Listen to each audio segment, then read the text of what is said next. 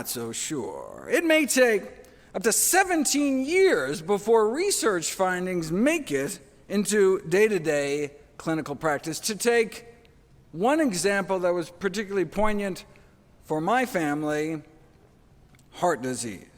Nornish and colleagues published evidence in one of the most prestigious medical journals in the world that our leading cause of death could be reversed with diet and lifestyle changes alone, yet hardly anything changed.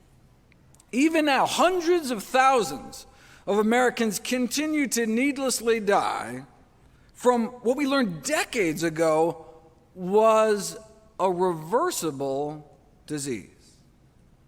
In fact, I'd seen it with my own eyes.